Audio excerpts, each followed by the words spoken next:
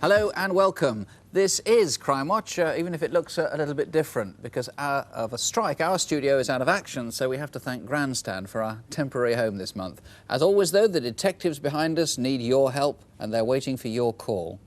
We've 2 full-scale reconstructions, and the number 01811 8055. As yet, no dramatic results from our last programme. Our reconstruction of the murder of Dawn Ashworth, a 15-year-old schoolgirl from Enderby in Leicestershire, produced a huge response, but so far it's taken the investigation little further. Detectives are now pinning their hopes on genetic fingerprinting, a sophisticated blood test. 2,000 local men have been asked to come forward and be tested, and so far 90% of them have agreed. The results will be known in a few weeks' time. Police in Manchester have been processing calls about the armed raid on a Securical van in Hyde back in November. One of the gang was disguised as a lollipop man. Well, as a result of the programme, detectives have so far only discovered where that school lollipop was stolen from. That despite a £10,000 reward for information. And we showed you how 2 women were travelling around the country posing as DHSS officials and conning old people into handing over their pension books. The investigators took over 150 calls and have been able to eliminate a number of suspects from their inquiries. In addition, they had several calls from people sensibly checking up on visitors who claimed to represent the DHSS. The police have been investigating various bogus officials, but so far there have been no arrests, and the 2 culprits seem to be lying low for the moment.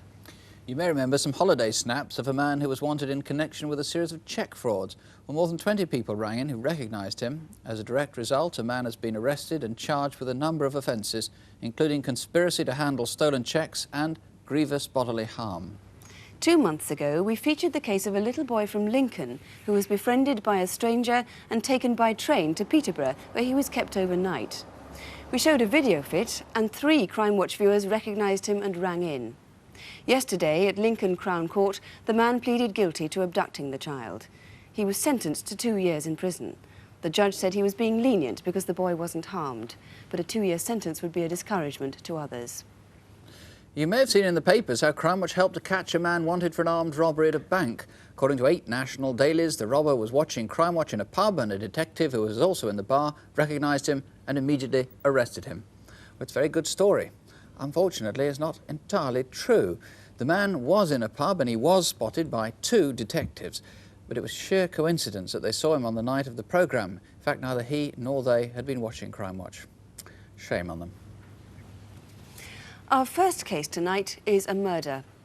John Gasper, a London restaurant manager, was killed just over 11 weeks ago. The manner of his death strongly suggests that somebody who knew him must have been involved in his killing. But tonight, detectives believe that viewers who may never have heard of John Gasper might be able to help discover who did kill him. Our reconstruction starts in the West End of London, where he worked.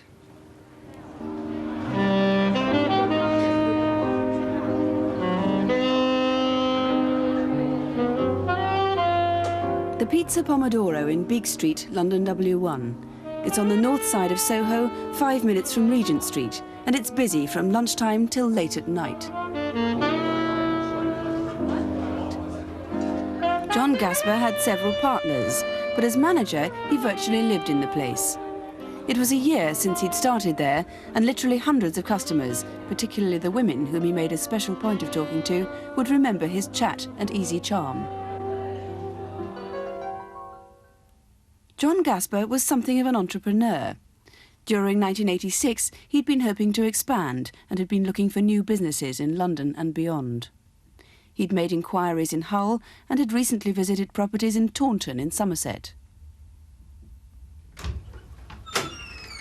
He used his Camden Town flat almost like a hotel. He rarely got home before 2 a.m. He'd bring a carton of milk from the restaurant for breakfast, the only meal he ever ate there. The flat was comfortable and secure. He never felt the need to double lock the door. If anyone wanted to get in, they'd have to obtain a key. Penny for the guy! Penny for the guy! It's Wednesday, November the 5th, 5 days before John Gasper died. In Kensington High Street, West London, is Banham's, the specialist locksmiths. Sometime that day, probably during the morning, an expensively dressed couple were waiting for service.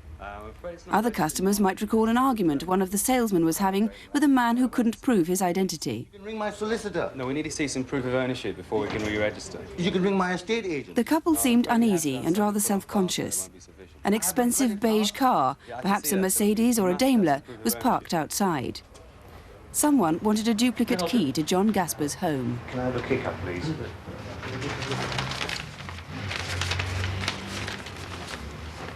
I'll just check the registration for you. The letter of authority with Mr. Gasper's signature on it was forged. But the man had one of Gasper's rate demands and his key. A second key was duly cut. Here's the rates demand and the registration card. If you could ask Mr. Gasper to complete it in post effect, and here's the key. 5 days later, Monday the 10th of November, the day of John Gasper's death, Berwick Street Market in Soho. At about 5 p.m, Mr. Gasper popped out of the restaurant to pick up a suit from the dry cleaners. How's things? It's all right, thank you. Are you all right? Very well. Over the next couple of hours, he certainly went back to the restaurant, but it's still not clear whether he went anywhere else or met anyone else in that time.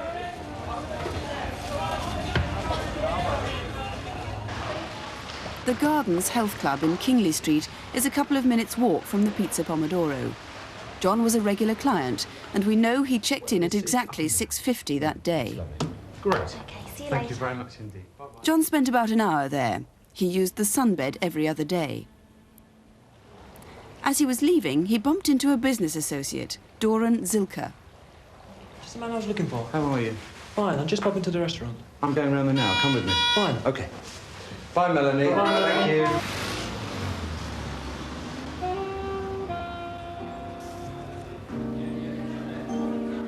The two men hadn't seen each other for a few weeks, and they had various joint business ventures to discuss. Zilka was there until about 10:30. During that time, he remembers John spending quite a lot of time talking on the telephone. And he also remembers something else John mentioned. The fact I'm leaving early because I've got to meet someone.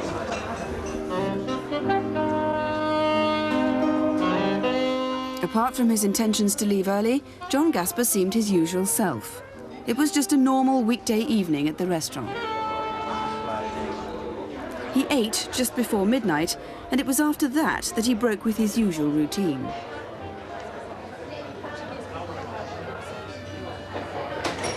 Socky, I've got a very important meeting early in the morning and I'm leaving now.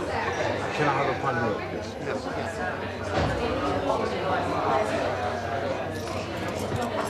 Will you lock up? Give the keys to Tiziana so that she can open in the morning. Yeah. All right. Okay. See you tomorrow. See you tomorrow. He may have had two appointments then, one that night and one in the morning. If he did have a meeting planned for that night, police have never discovered where it was or who it was with. They do know he left in his partner's green VW Golf, which he often borrowed. His flat is in a small block overlooking Camden Road, about a couple of miles due north of Soho. From forensic evidence, it seems he could have got back there any time between 12:45 and 2 o'clock, and he was probably alone.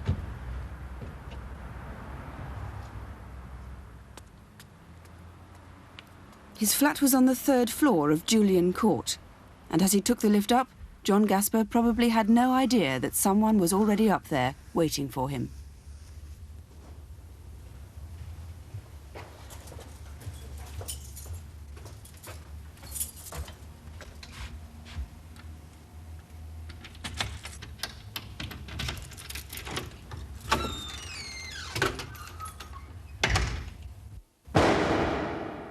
John Gasper was shot as he walked in the door. No one else in the block heard a sound. Detective Chief Inspector Ian Blair is investigating the case. First of all, what more do you need to know about where John Gasper went on the day that he died? We've looked into that day very thoroughly, Sue, but obviously there are gaps. He popped out of the restaurant from time to time. He made lots of phone calls, like the one that was shown on the film. And we need to know who he spoke to and who he saw when he popped out.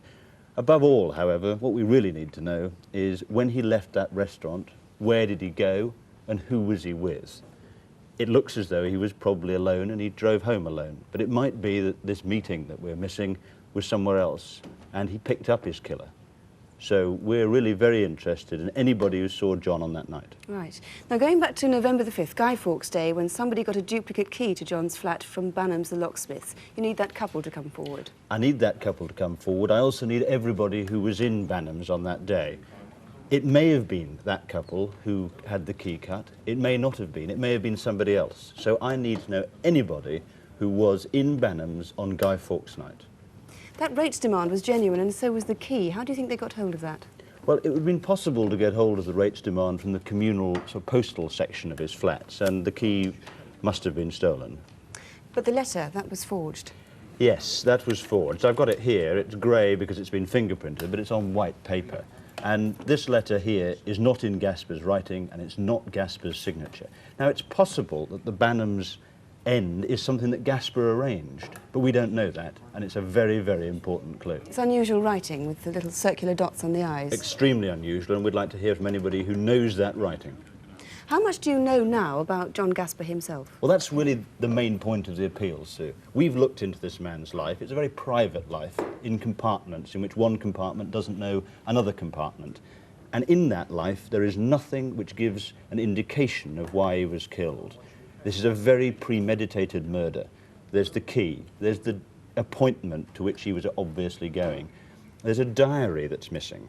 He wrote everything in that diary and we have never recovered it, and it's likely that the appointment was in that.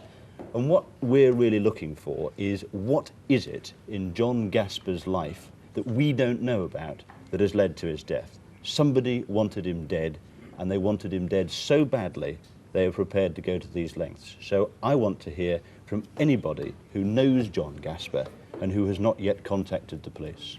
Mr. Blair, thank you. And if you do, and if you can help, please call now on 01 811 8055. That's 01 811 8055. And remember, there are detectives from the case here in the studio, or you can speak to a BBC researcher if you prefer. And there are lines open now to the incident room in Kentish Town Police Station. Their number is 01 725 3782 or 3786. That's 01 725 3782 or 3786. Now to the incident desk, where we invite the police to appeal to you directly. Tonight, the see-through watch that could solve a murder in Southport, the faces and voices of two armed robbers in Sussex, and the travelling conman last seen in Luton. Here are Constable Helen Phelps and Superintendent David Hatcher. A cat burglar, well, actually a dog burglar, obviously saw last month's incident desk when I appealed for the return of 5 precious puppies from a kennel in Hampshire. The next night, a family in southeast London found a tea chest on their doorstep with a note which read, "Call police, dogs on TV." The puppies, I'm happy to report, were reunited with their litter. In the first of tonight's cases, we'd like you to look at this watch. If you've come across one identical to it within the last 5 weeks, you could help solve a murder. 31-year-old Nigel Bostock was stabbed and strangled to death in his home on the evening of Friday, December the 19th. That's a Friday before Christmas. He lived alone in a bungalow in a village near Southport, Lancashire, and owned a shoe shop in Wesley Street in the town centre. Nigel Bostock was gay and may have been killed by someone who knew him.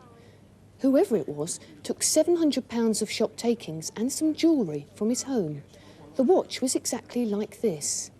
It's a Bulliver Aquatron Space View, and this particular range was discontinued 10 years ago.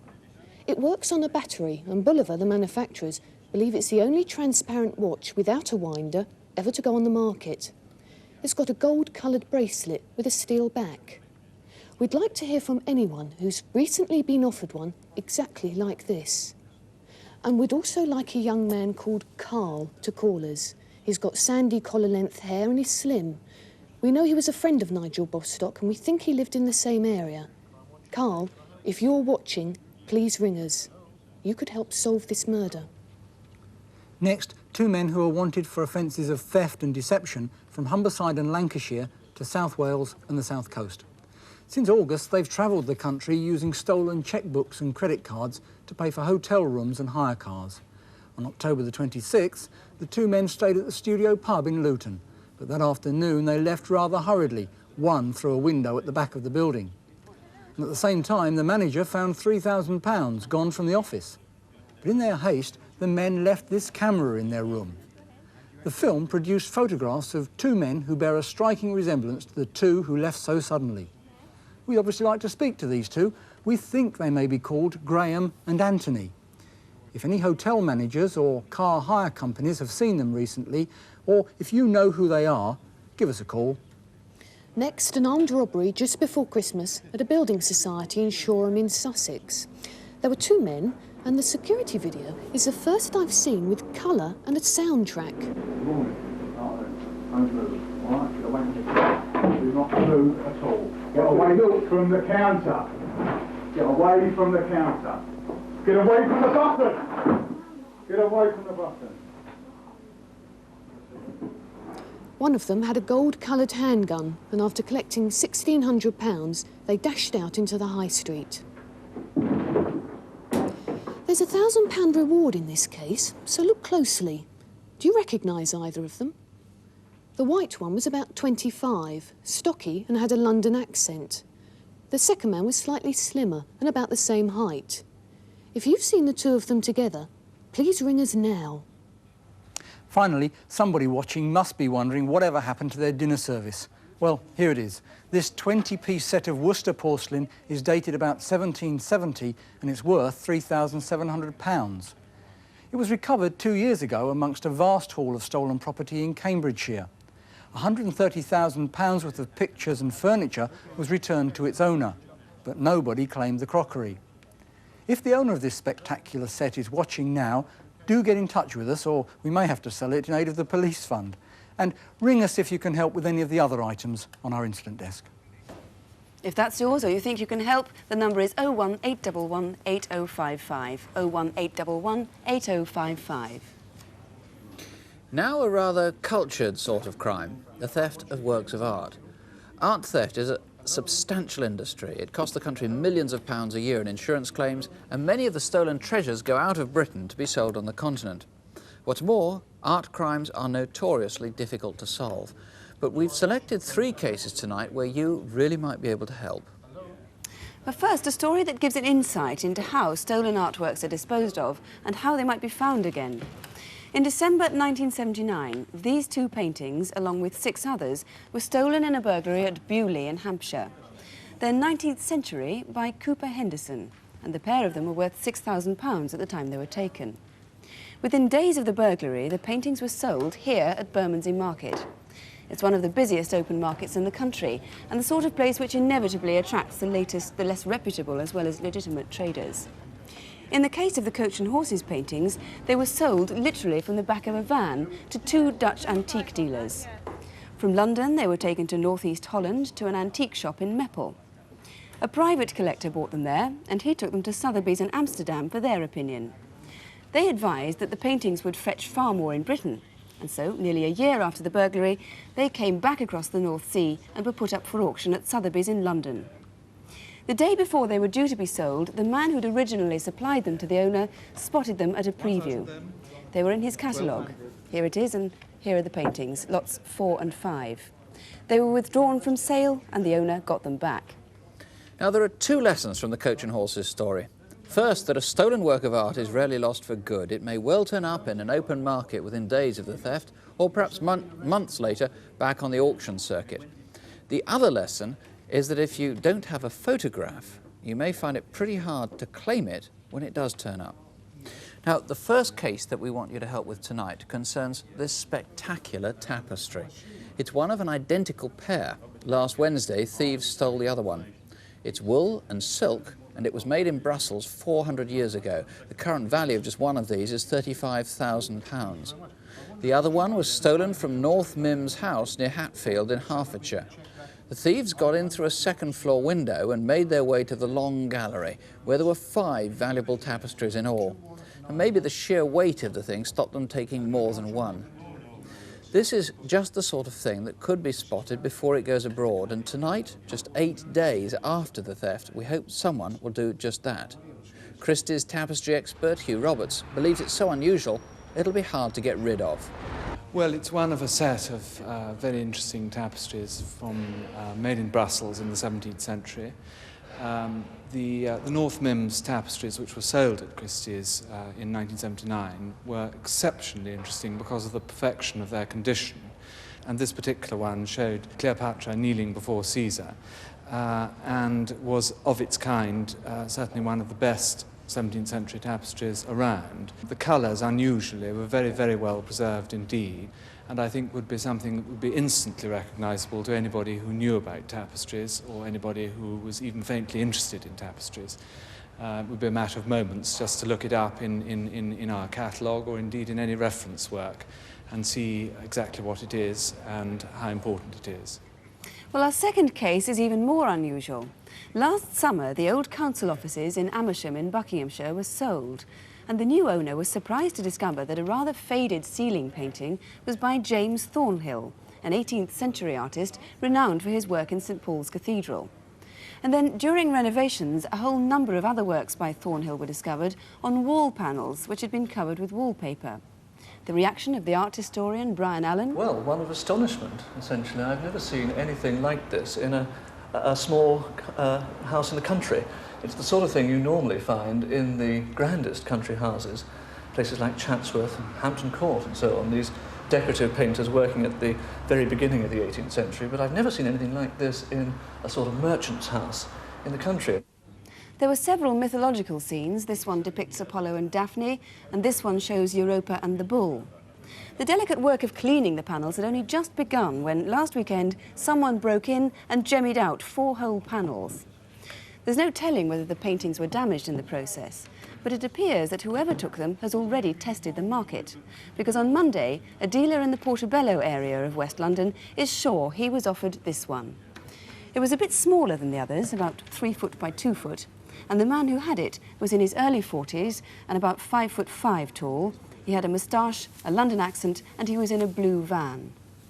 Like the tapestry, these panels are very likely to appear again somewhere in the next few days.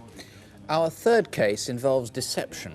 In London, over the past year, people posing as British telecom engineers have probably been responsible for thefts totalling over £1 million. Pretty difficult for them to pull that one at the moment, of course, because telecom engineers are on strike.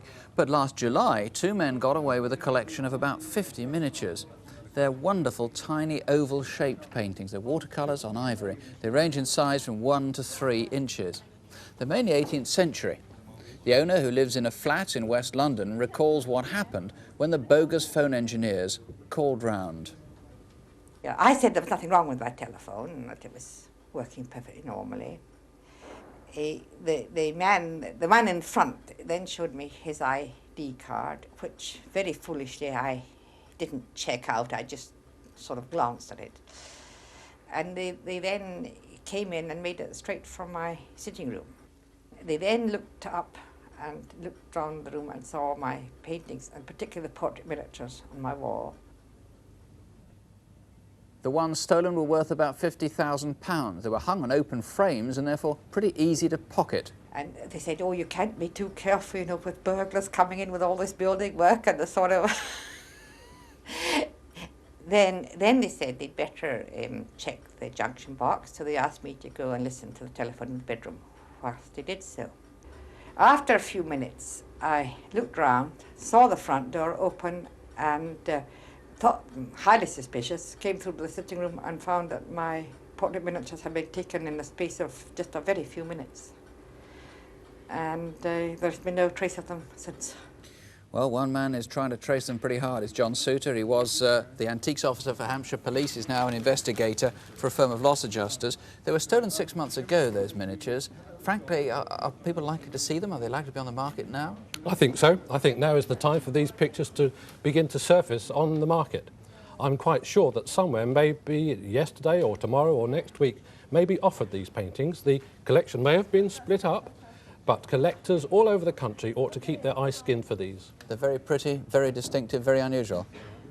Now, the people who took them, obviously they weren't wearing balaclavas when they went in. They were posing as phone engineers, so that you must have descriptions of them. Yes, there are descriptions of these men. One is aged between about 35 and 40. He is fairly well built with dark hair and a beard, casually dressed, but a sort of a working type. Some people I know said he had a moustache, so maybe those are false. Possibly be false, yes. And the other man? Now, his partner is a more stocky chap, somewhat shorter than the first one, with fair hair, collar length, and he too was dressed quite well, but in casual clothes. Both of these men had London accents. Now, those wonderful panels stolen from Amersham, I gather the BBC might be partly to blame for that. They might well be, they were on the news, but we don't know, do we? Now, the thing is yeah. that they are very fragile, and they are part of our heritage. And I would appeal to the man who tried to sell them in Portobello district, to, if he still got them, to think twice about it, look after them and return them. Well, obviously he's going to find it pretty hard to sell them now they've been on Crimewatch. You're saying whatever you do, match to them. Don't put a match to them, and should any dealer have been offered them or may have bought them, please get in touch with us tonight. Now, the same must be true of the tapestry. That must be very hard to get rid of now. Where will that be? I think that tapestry will end up in Belgium or Holland, and it may be on its way there tonight. So, once again, I appeal to people on official duties in ports and other places to keep their eye skinned for cars and vans that may have property like this in it. Have a second look.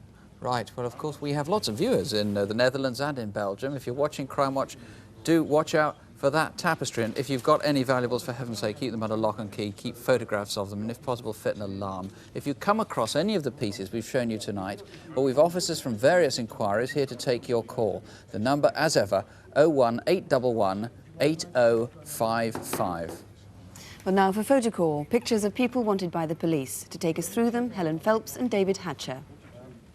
First on tonight's photo call is Frank Paul O'Reilly.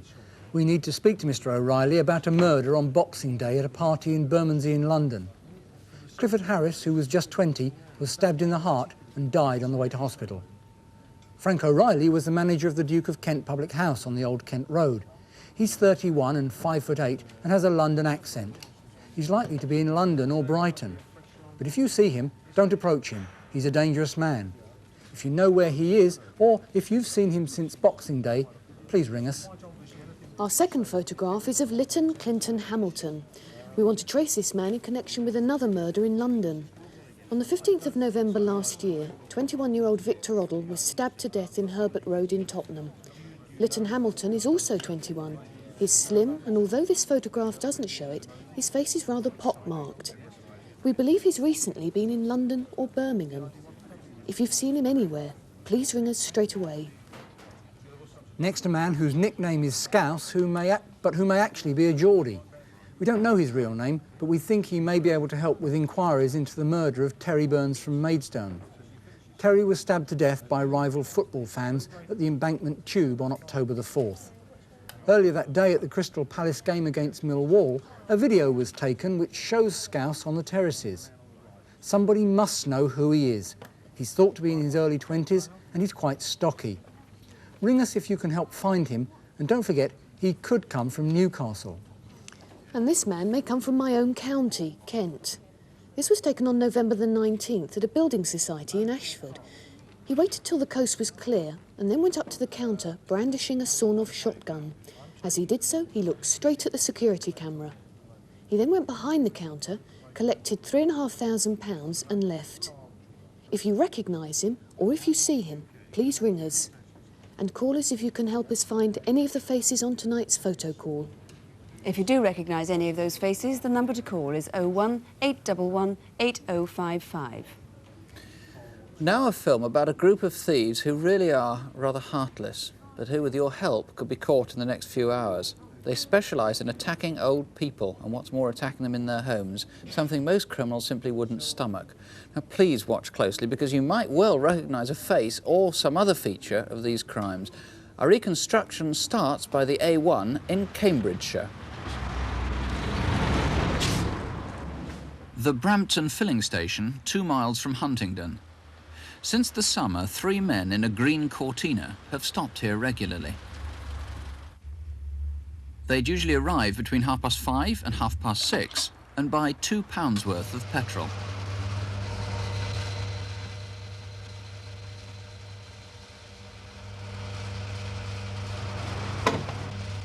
From occasional remarks, it seemed that they might have been related and working in the area. Number 1, please.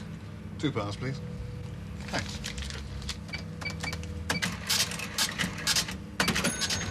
you today, then? Fine. Been a bit busy, though. Yeah? What have you been up to? I've been around flogging pictures. Oh, I'll be interested to see some of them. Right, I'll bring some in for you next time.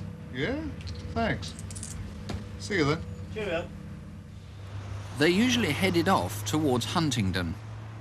The filling station is here at the junction of the A1 and the A604. From Coventry, hundreds of door-to-door salesmen drive out into the counties to the east. Selling cheap paintings and prints in the small towns and villages has become a thriving industry here. No, I don't think so. I think I'll just leave it. Thurning is one such village. It's just a few miles from the A1. Reg and Alf Hull have lived here for 20 years. 10 miles away at Brampton at about 6 o'clock on Monday, the 8th of December.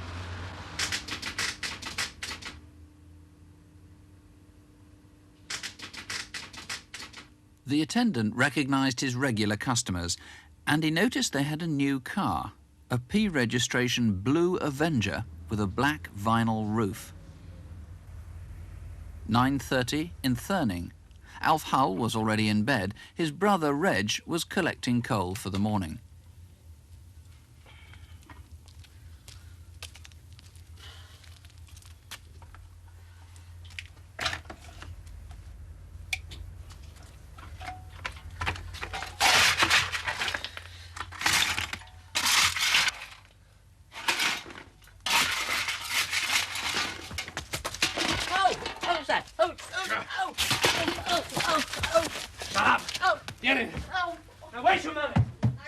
Reg was threatened with a knife and tied up. So too was his brother. Their ordeal lasted half an hour before the men left with their savings of £1,200. A few minutes afterwards, 100 yards from the house, a motorist saw two men who appeared to be waiting for someone.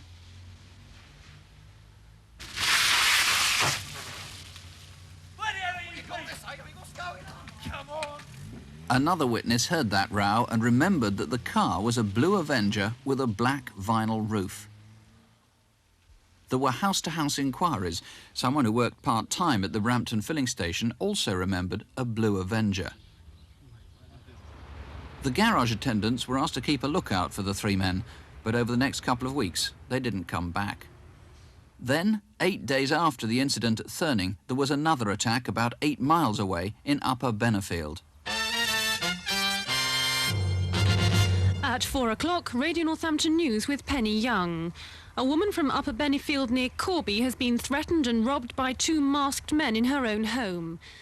The attack was similar to that in Thurning. Again, the break-in was at 9 o'clock. 68-year-old Connie Lane was woken by the sound of breaking glass in her kitchen. She was threatened with a knife, and the men left with her £300 of savings. And I handed up the money, and when they were getting through the window, to come out again, they said, if you put it in the papers, we'll come back again. You must have been petrified. Oh, terrifying. Yes, I was very, very frightened indeed. Yeah. Police were sure the incidents were linked, and they were even more anxious to trace the men at the garage. By now they had a good description of the older one.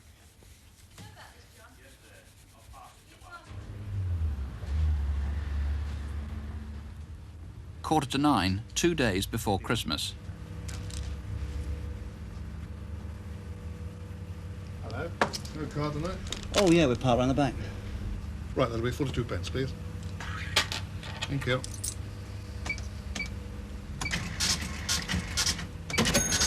Don't see much of you lately? No, we've been busy in other places. Bye-bye. Cheerio. The attendant hadn't seen the teenager before, but he certainly recognised the older man. He watched to see what sort of car they were in. It turned out to be a yellow Austin Princess.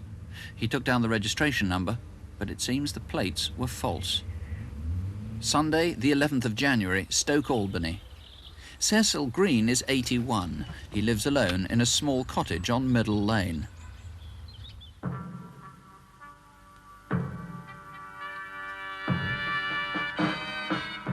That Sunday evening, he settled down to watch television as usual. Mastermind of 1987. In 1807, which constituency was Cochrane returned as a Member of Parliament with Sir Francis Burdett? Westminster. Correct. Which First Lord... Hello, police emerged to the control room. Can I help you? Been tied up? Yes, by 2 men in balaclavas. Mr. Green had had to cut himself free, and he was very badly shaken. Police fear if there's another attack, someone could be killed. The crooks really are a particularly mean bunch. One of those victims was so frightened that she couldn't even bear to go outside and get help until it was daylight. Now, Bill Clark, you've got fairly good descriptions of some of these men, haven't you? Particularly the older one. Yes, we're very anxious to get these. We have good artist impressions of them that we got from the attendant at the garage.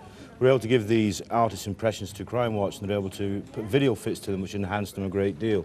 This is number one, the elderly man who drove the vehicles. He's about 48 years of age. He's 5'6" to 5'7", medium build, dark wavy hair receding at the temples, and he would be normally wearing an anorak and jeans. Now, you call him elderly only in comparison to the others. One of them much younger, perhaps a teenager. Yes. The one on the left-hand side, the profile that you see, he's aged 18 to 20 years. He's got greasy, nearly brill cream hair, neatly cut. He was wearing a brown leather jacket and blue jeans, very tidy indeed. And on the right-hand side, we see a man aged 23 to 25 years of age. He has fair hair, untidy, usually wearing a jumper and jeans. And they could be, we don't know, but they could be art sellers selling these relatively cheap paintings. Selling these pictures. We've got to be careful on that point. We know there are a great number of our picture sellers in the area, but if anybody's been visited by picture sellers, especially having these vehicles we mentioned, the Avenger, the Cortina, or indeed the Yellow Princess, and we're very interested to hear from those people to help us, yes. Right, but you don't just want calls from people because somebody has come trying to sell them pictures. It's got to be more specific than that. A little bit more specific than that, because we know the area's been saturated with them. What else have you got to go on, though? We have a Polaroid photograph, which I'll show you. This Polaroid photograph was found at Thurning, the first offence that was seen on the film. We believe, we're almost sure, it was dropped by one of the offenders. The old boys don't know who she is, nobody in the village knows who she is. Underneath the chair, in the corner of the picture, is a newspaper. This has been blown up, and the date revealed on it is the 31st of December, 1981, New Year's Eve, 1981. So that girl is 5, 6 years older now. Somebody must recognise her. She must recognise herself. She's unconnected with the crime, of course. We believe she's totally unconnected with the crime, but we think she could lead us to the identity of the offenders. Very important. People should ring us up about that.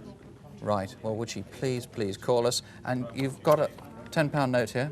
What's the point of that? Yes, the £10 note, the Thurning job again. We know that denominations of this old money was taken from that house. It could be shown now that these old people have kept money in the house for many, many years. And I'll take this opportunity to say, any elder people listening tonight, if you have money in the house, please lock it away in a bank. Put it into a building society where it's nice and safe. Well, Clark, thank you very much. If you know who these men are, have any clues that could lead to them, please just call us 01811 8055, or you can call Northamptonshire Police on 0536 62661. That's 0536, the code for Corby, 62661, and please ask for the incident room. And the phones are busy already. We asked you if you could identify this distinctive transparent watch. It's a Bolivar and it's over 10 years old. And somebody called Philip rang. It's in connection with the murder of Nigel Bostock. And Philip from Torquay rang, but he was ringing on a charge card and it ran out before he could give us the details. So Philip, do please ring us again. And also we've been getting quite a few calls on the case of John Gasper's murder. He knew a lot of people. If one of those was you, please do call us. If you can't get through, or if you prefer not to make a long-distance call, just contact your local police or write to us at Crimewatch UK, BBC TV, London W12 8QT. All the local numbers are on CFAX on page 186, and we'll be back with Crimewatch Update at 11:10 tonight. Now, if you can't stay up till then, please don't be frightened by the crimes we've shown you. Hundreds of viewers are calling in right now to help, and we're working here with the police to try to solve them. So don't have nightmares, do please sleep well. Good night. Good night.